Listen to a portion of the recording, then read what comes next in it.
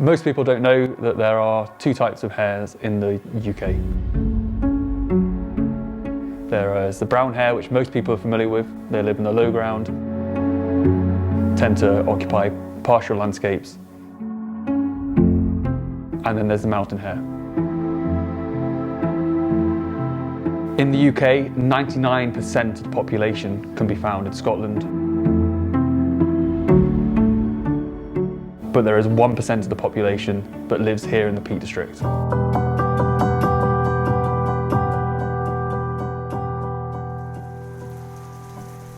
So there's been a history of moorland management in the Peak District going back centuries. In the last 150 years, mountain hare were reintroduced for hunting purposes. And so gamekeepers have been custodians of mountain hares in England for all that length of time. Over the last probably 5 years, there's been a far more public interest from individuals and conservation bodies about what is happening to our mountain hares.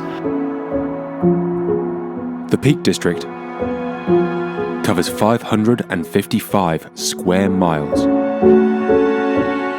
and is home to England's only mountain hare population. Little is known about how many mountain hares actually reside here. Mountain hare populations cycle naturally. They go through peaks and troughs. The reason for this is not known, but we think that predation and parasites have a large part to do with that. The mountain hare are a prey species. Their primary predator here in the Peak District is the fox. But they're also predated upon by small mustelids, in particular stoat. The stoat is a very common animal, around 8 or 9 inches long. Do not let its size fool you. These animals are capable of taking prey many times their size. And if left unchecked, they will decimate prey populations.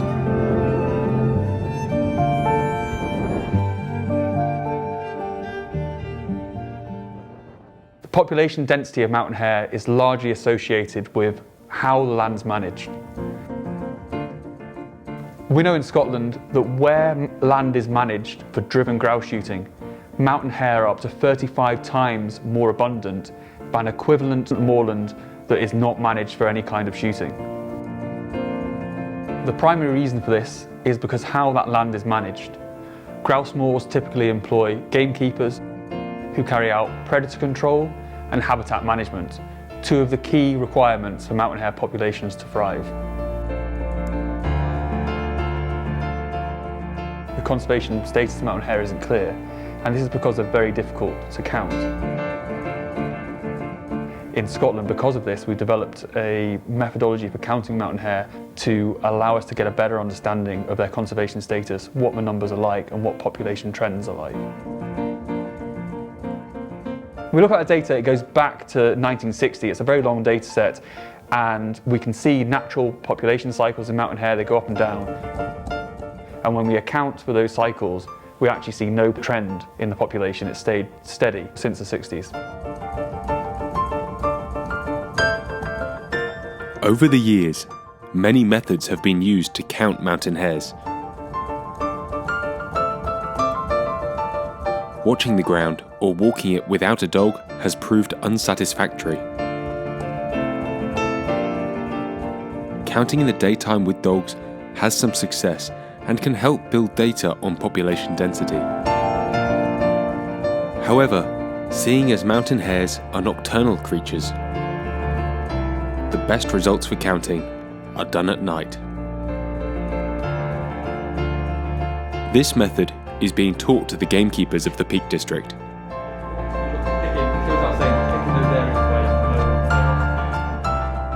So that for the first time, we can start to build an accurate and comparable set of data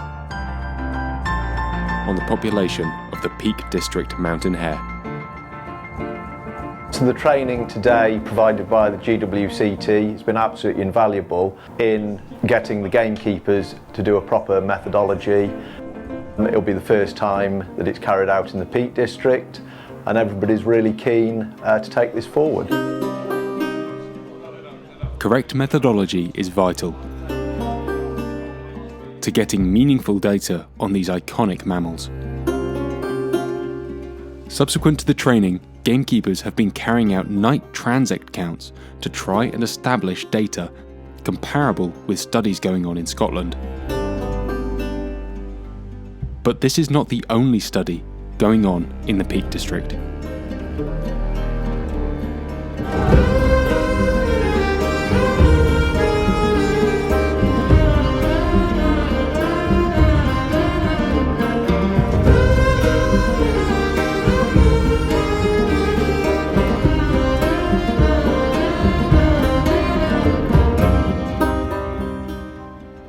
There is a study going on. It's been going on for the best part of 3 years now, I think, via Manchester University, funded by a number of people.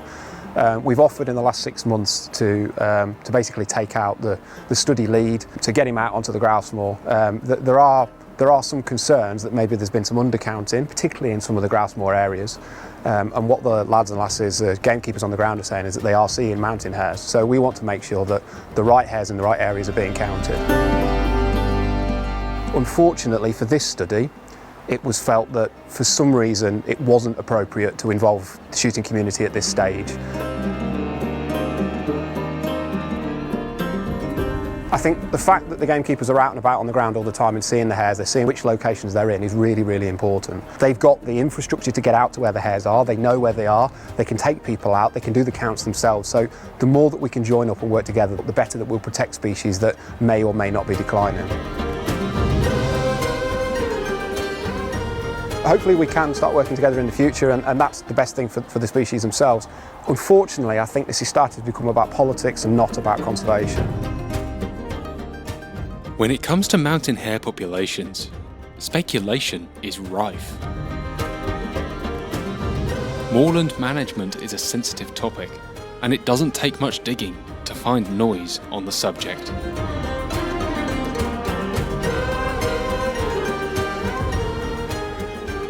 The truth is that up until now, and until we get a few years of data under our belt, nobody knows the true status of this population.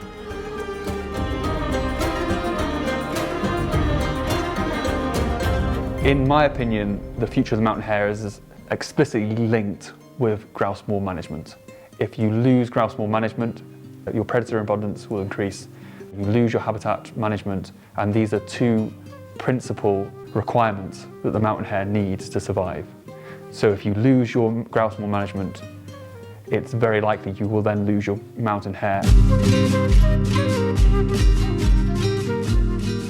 The mountain hare population fluctuates a lot, with peaks every 5 to 15 years.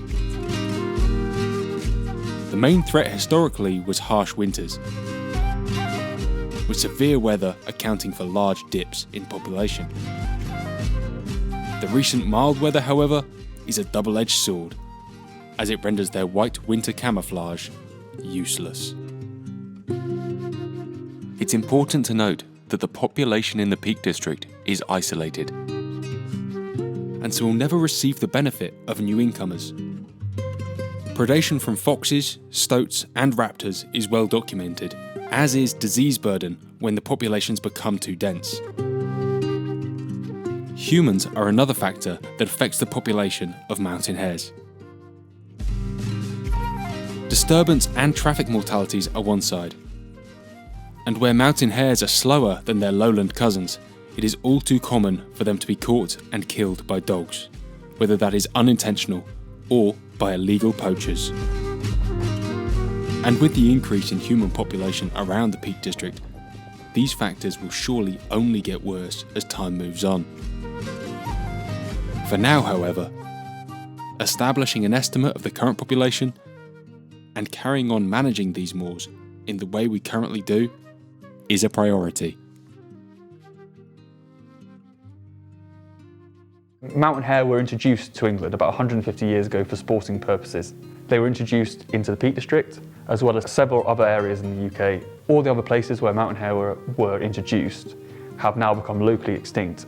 The only place they are remaining is in the Peak District, and that is because of grouse moor management.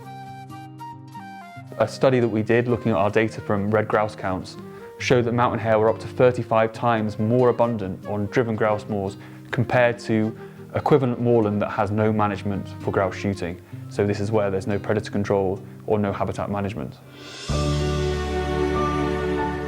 Preliminary results from the study indicate that the numbers of hares being recorded by gamekeepers in the Peak District are the equivalent to a population density of between 45 and 100 mountain hares per square kilometre.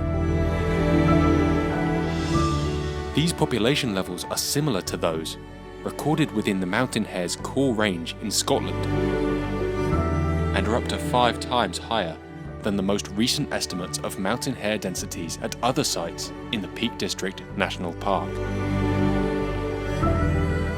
The researchers in charge of analysing the data on this project issued this statement, reflecting the results of the counts that have been conducted so far. It's important to remember that over the last 150 years, gamekeepers have been the guardians of this species, ensuring it didn't suffer the same fate as other reintroductions. I think the ultimate outcome for us is the acknowledgement that we have got good populations of mountain hares on shooting estates. Mountain hares can be in decline, but that's through natural processes, whether it's disease, weather or predation. You know, they naturally do go peaks and troughs, but anything that the shooting estates are doing, actually what it is contributing is to a healthy population, and it's not having a detrimental effect, which is why we've counted the hares that we have counted. Over the next few months, the results from these counts will be processed and the findings published. This work will help us to further understand the Peak District mountain hare, how its population correlates to moorland management, and what the future holds for this special population of mountain hares.